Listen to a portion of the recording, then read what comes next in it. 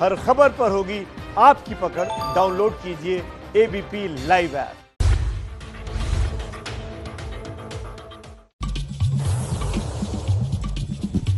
नमस्कार, आप देख रहे हैं एबीपी न्यूज। आपके साथ हूं मैं रोबिका लियाकत। मास्टर स्ट्रोक का अमूमन वक्त है ये, लेकिन आज चूंकि शनिवार है और आज बिहार के लिए एग्जिट पोल के नतीजे आ चुके हैं। आपके लिए हमने बकायदा ये जैकेट तैयार किया। देखिए, ठंड भी आने लगी है। ये टीवी का जैकेट है, आप इसे ऐसे समझ लीजिए। एग्जिट पोल के नतीजे क्या बता रहे हैं वो बिल्कुल क्लियर है। नीतीश प्लस 104 से 128, लालू 108 से 131, पासवान या एलजेपी यानी 1 से 3 सीटें मिल सकती है और अन्य के खाते में 4 से 8 सीटें जा सकती है। और उसके बाद हमने बाइफर्केट करके कि एनडीए में जेडीयू को 38 से 46 मिल रहे हैं, बीजेपी को 64 से, वीआईपी को 0 से 4 सीटें मिल सकती है।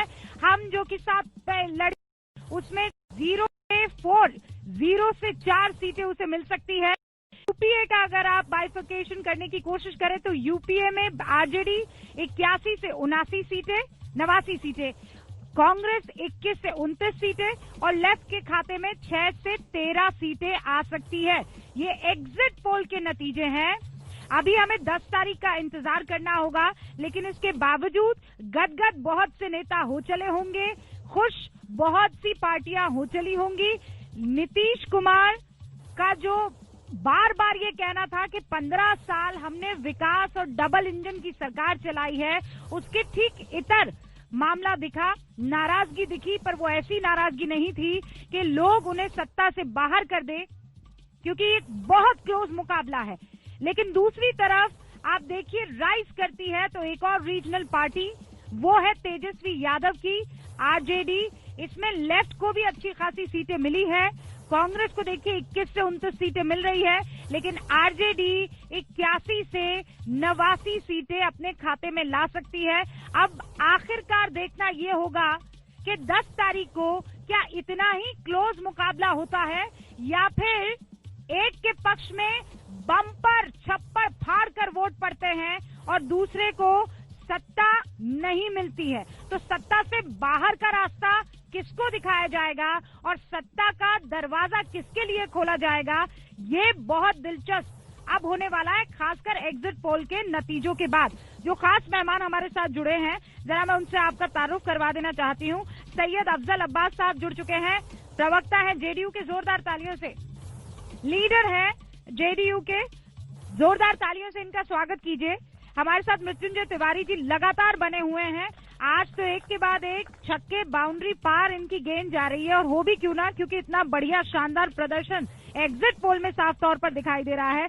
विनोद शर्मा साहब हमारे साथ जुड़ चुके हैं, जो कि बीजेपी के नेता हैं।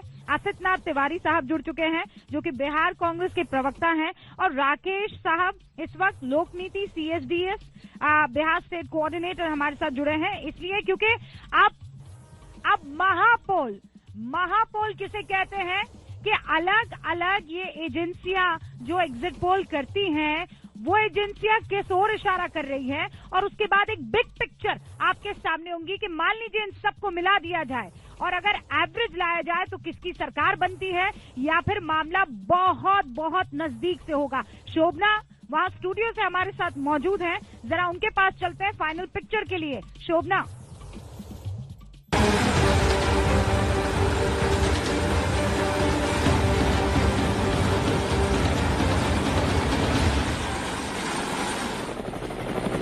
बिल्कुल रूबिका, मेरा जो हेलीकॉप्टर है वो पटना, जो कि बिहार की राजधानी है और सत्ता का केंद्र है, जहां पर विधानसभा मौजूद है, जहां आप खड़ी हुई हैं तमाम मेहमानों के साथ। वो आंकड़ा लगातार हम अपने दर्शकों को दिखा रहे हैं, और जिस महापोल का आप जिक्र कर रही हैं वो आंकड़ा भी हम फौरन अपने दर्शकों के सामने पेश करना चाहते हैं। तो पहले बिहार की जो बड़ी तस्वीर एबीपी न्यूज सी वोटर के एग्जिट पोल में निकलकर सामने आ रही है, वो अपने दर्शकों के सामने रखना चाहती हूँ। 104 से 128 सीटें एनडीए गठबंधन को मिलती हुई दिखाई दे रही हैं। यूपीए गठबंधन यानी लालू यादव और कांग्रेस के गठबंधन को 108 से 131 सीटें मिलती दिख रही हैं। चिराग पासवान को कोई ऐसा फायदा होता हुआ एनडीए से अलग होने का नहीं दिख रहा है।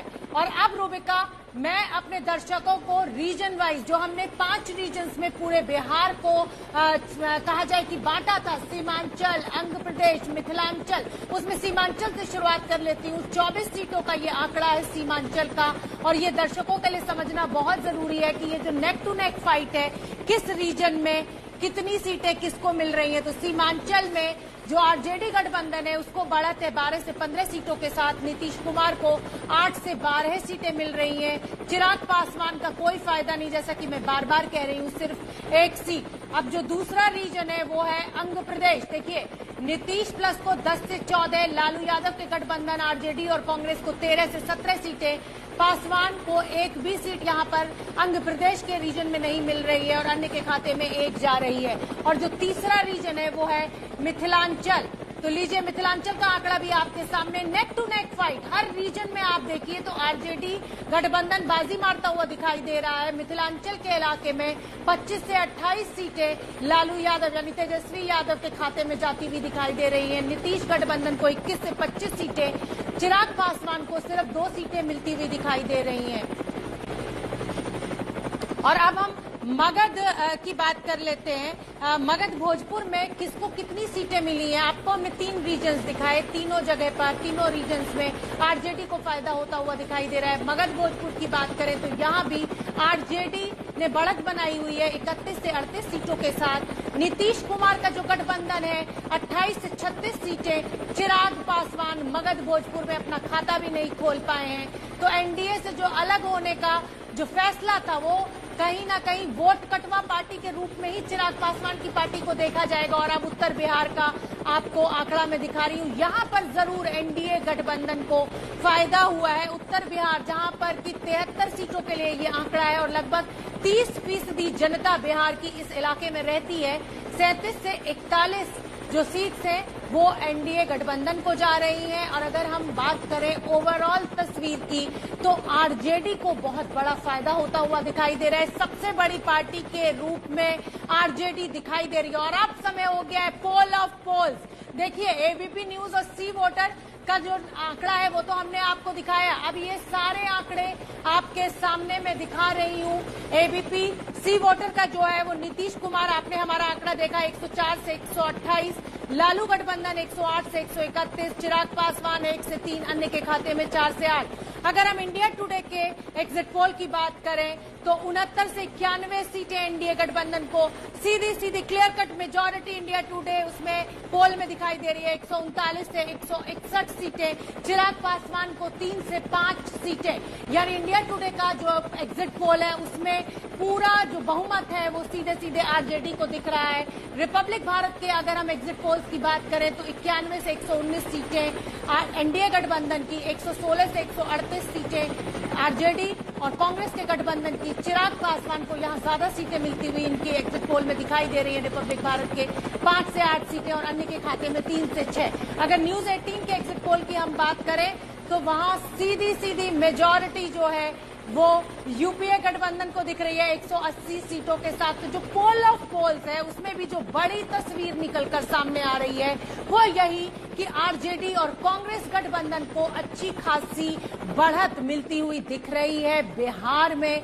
यानी हो सकता है कि नए मुख्यमंत्री के रूप में तेजस्वी यादव का कहा जाए कि वो कुर्सी संभालें और नीतीश कुमार संन्यास लें। तो जो बड़ी पिक्चर है उसमें नेक टू नेक फाइट सीधी देखी जा सकती है, लेकिन फायदा जो है वो यूपीए गठबंधन आरजेडी और कांग्रेस को होता हुआ दिख रहा है। रूबिका, बहुत बहुत शुक्रिया शोभना, इन सारे नतीजों को एक साथ एक जगह पर लाने के लिए और बताने के लिए। तो आपको कहीं और जाने की जरूरत नहीं है। अब ये आंकड़े बहुत क्लियरली आपको समझ में आ गए होंगे, क्योंकि हमने सिर्फ हमारा जो एग्जिट पोल था उसका आंकड़ा आप तक नहीं पहुंचाया है, हमने इंडिया टुडे का आंकड़ा आप तक पहुंचाया, रिपब्लिक भारत का, न्यूज 18 का, टीवी 9 का। यानी कुल मिलाकर 4 चैनल, 4 अलग अलग एजेंसीज, 4 अलग अलग किस्म के आंकड़े। लेकिन ये आकर कहाँ रुकते हैं ये आकर रुकते हैं, दामन थामते हुए दिखते हैं आरजेडी महागठबंधन का। मैं राकेश जी आपसे इसलिए शुरुआत करना चाहूंगी क्योंकि लोकनीति सीएसडीएस से आप ताल्लुक रखते हैं। इनफैक्ट अभय जी भी हमारे साथ यहाँ मौजूद हैं और प्रदीप जी भी हमारे साथ यहाँ मौजूद है, 2 वरिष्ठ पत्रकार। मैं आप लोगों का रुख करूंगी, लेकिन राकेश जी, क्या इसका मीन एवरेज क्या निकलता है? यही माफी चाहती हूँ राकेश जी, मैं आपके पास वहां आती हूँ जी। नहीं मैम, ये तो बड़ा इंटरेस्टिंग ये चुनाव था और 2005 से मैं बहुत सारे इलेक्शन को कवर कर रहा हूँ। बिहार में जितने भी इलेक्शन हुए सबको कवर कर रहा हूँ, लेकिन इतनी इंटरेस्टिंग इलेक्शन कभी हुई नहीं थी। और बिल्कुल 2 महीने 3 महीने पहले तक ये लगते थे कि शायद फिर आराम से ये जो भी गठबंधन है एनडीए की, वो आराम से सरकार बना सकती है। लेकिन पिछले 2 महीनों में जो इतना चेंज हुआ तो ये जरूर इशारा करते हैं। हालांकि अभी तक हम लोगों ने पूरा सर्वे किया नहीं है और अभी मुझे 3rd फेज के सर्वे बचे हुए हैं और कल से फील्ड वर्क शुरू होने हैं, लेकिन बदलाव तो दिख रहा है। बदलाव दिख रहा है और कुल मिलाकर आंकड़े यही दिख रहे हैं, यही क्लोज फाइट। अभी तो मैं अपनी सर्वे की बात नहीं कर सकता हूँ क्योंकि हमने भी 2 ही फेज के सर्वे किए हैं, तीसरे का हमें इंतजार करना होगा। अभय जी, लेकिन कुल मिलाकर आपको मूड मिजाज और जो बदलाव की बात है वो यहाँ पर दिख रही है आपको ना? देखिए, अगर हम सी वोटर के अपने एग्जिट पोल के ऊपर चर्चा करें तो उसमें भी राजनीति का प्रवाह जो है वो पूरी तरीके से महागठबंधन के पक्ष में है। जरूर उसमें केवल 1.5% का फर्क दिखाया जा रहा है, लेकिन कुल मिलाकर मुझे लगता है जिस तरीके से सीटें आ रही हैं, जिस तरह वोटों का विन्यास है, भाजपा के वोट जिस तरह केंद्रित दिखाई पड़ रहे हैं, महागठबंधन के वोट जिस तरह फैले हुए हैं, सबसे ज्यादा स्ट्राइक रेट जो है वो आरजेडी का है। पार्टियों में सबसे ज्यादा सीटें भी उन्होंने लड़ी हैं तो सबसे अच्छा स्ट्राइक रेट भी उसका है। ये बताता है कि अंततः बाजी जो है वो काफी जाके महागठबंधन के पक्ष में झुक जाएगी। ये जो काफी शब्द है ना, जाके महागठबंधन पर रुकेगी, इसका मतलब कंफ्यूजन अभी भी बरकरार है क्योंकि आप देखिए अन्य के खातों में भी सीटें आ रही हैं और पासवान के खाते में भी सीटें आ रही हैं। फिर आखिर में वही जोड़ तोड़ हम देखेंगे। फिर नहीं, जो एवरेज आपने दिखाया है उससे तो कोई कंफ्यूजन नहीं रह जाता, उससे तो स्थिति एक ही तरफ जाती है। अच्छा, आप महापोल की बात कर रहे हैं? महापोल की बात कर रहे हैं। आप सी वोटर के का सर्वे देखें तो जरूर लगता है कि अभी भी मामला क्लोज है, किसी भी तरफ पलट सकता है, लेकिन जो महापोल है वो एकदम क्लियर है। तो अगर जो महापोल का एवरेज है वो रिजल्ट में बदलता है या उसके आसपास होता है तो मैं ये नहीं कहूंगा कि ये नीतीश कुमार की हार है या एंटी इनकम्बेंसी सिर्फ है, ये तेजस्वी यादव के लिए पॉजिटिव वोट है। ये तेजस्वी यादव के लिए पॉजिटिव वोट है। देखिए, तेजस्वी ये रात जगह तो नहीं होगा आज आपके लिए? नहीं, रात जगह भी होगा तो कोई परेशानी नहीं है। हाँ। देखिए, तेजस्वी यादव जी ने सकारात्मक राजनीति की शुरुआत जिस तरह से चुनाव आरंभ से ही की थी, उन्होंने बार बार कहा था कि देखिए राजनीतिक लड़ाई अलग है लेकिन हम बिहार क्यों फिसड्डी है। आज यहाँ हर मानक पे शिक्षा हो, स्वास्थ्य हो, इनके सवाल पर आज बिहार की क्यों बदहाली है, क्यों नहीं बिहार विकास के पथ पर आगे बढ़ सका। ये सारी चीजों को भूलकर तेजस्वी यादव जी ने अपना स्पष्ट एजेंडा रखा कि हम जनता के मुद्दे पर चुनाव लड़ेंगे। इसमें जनता ने उनको अपना महा आशीर्वाद दिया, इसलिए ये महाविजय की ओर तेजस्वी यादव जी का एक्सप्रेस चल पड़ा है। 10 नवंबर को उनकी ताजपोशी होगी बिहार में, ये तय लग रहा है। सैयद अफजल अब्बास साहब, देखिए, एग्जिट पोल मैक्सिमम जो है क्लोज कंटेस्ट दिखा रहा है और अब 10 तारीख का इंतजार किया जाए, लेकिन मेरा यह मानना है कि जो थोड़ा सा एज आप दिखा रही हैं महागठबंधन को, उसमें सबसे बड़ा कि यूथ जो था वो 10 लाख का जो शगुफा छोड़ा गया उसका एक असर दिखता है, मुझे दिखता है जाती तौर पे। लेकिन सबके बावजूद चुनाव के परिणाम का इंतजार करना चाहिए और मुझे लगता नहीं है कि जो आप दिखा रहे हैं 128 सीट, हम लोग भी जमीन पे घूमने वाले हैं, हम टीवी चैनल पे बकते नहीं है और जमीन पर देखा है, उस आधार पर मुझे नहीं लगता है कि एनडीए की सरकार बनने से कोई रोक सकता है। बहरकैफ जनता मालिक है, 10 तारीख का इंतजार करना चाहिए।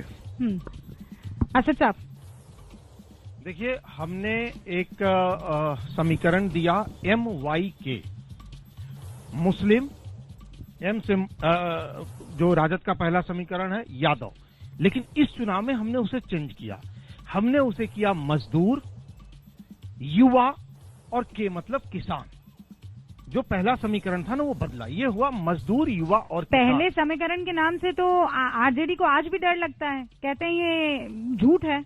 नहीं, राजद MY हमारा कभी समीकरण था ही नहीं, हम तो सबको साथ लेकर चलते थे। सबको साथ लेकर सब चलते हैं, इसीलिए मैं कह रहा हूं कि हमने उसका नया नाम दिया मजदूर, युवा और किसान। और मजदूर, युवा और किसान बिहार की सच्चाई है। मजदूरों की दुर्दशा हम सबने देखी। 1200 किलोमीटर पैदल चलते मजदूर, सड़कों पर भूख और प्यास से मरते मजदूर हमने देखे। नहीं, ये तो आप पॉलिटिकल रैली को संबोधित कर रहे हैं। अब तो आ गए ना आंकड़े, अब तो सुकून में आ जाइए। क्यों ये आंकड़े आए? हाँ। क्योंकि हमने उन मजदूरों का दर्द समझा, उसे साझा किया। तो ये क्या है, ये तेजस्वी की जीत है या नीतीश बाबू की हार है? ये तेजस्वी की जीत है। हाँ, तेजस्वी की जीत है। ये तेजस्वी की जीत है। तेजस्वी ने मजदूर और किसानों की बात की। ये जीत बिहार की 12 करोड़ जनता को समर्पित होगी और ये तेजस्वी यादव जी की ओजस्वी प्रतिभा का ये प्रकटीकरण है।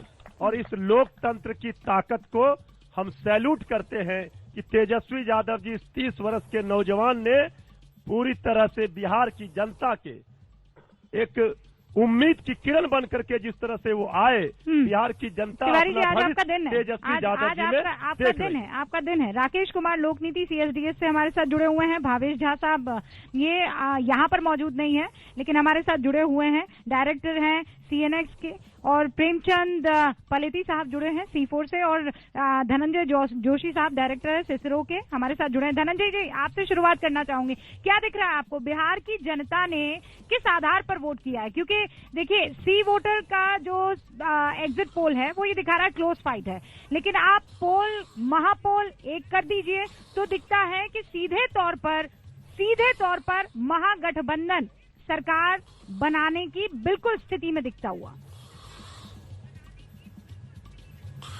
बिल्कुल, और अगर आप सी वोटर के भी आंकड़े देखें तो आरजेडी का एक बहुत अच्छा स्ट्राइक रेट दे रहे हैं, अब अबाउट 85 सीटों का, जबकि साथ में जो उनके गठबंधन के अंदर कांग्रेस और वामपंथी हैं उनका बहुत अच्छा स्ट्राइक रेट नहीं दे रहे हैं। मेरा मानना है अगर आरजेडी 85-90 सीट करीब स्ट्राइक रेट ले जाएगी अपना, तो उसके बाद जो है उसके एलाइज को भी उसका फायदा होगा।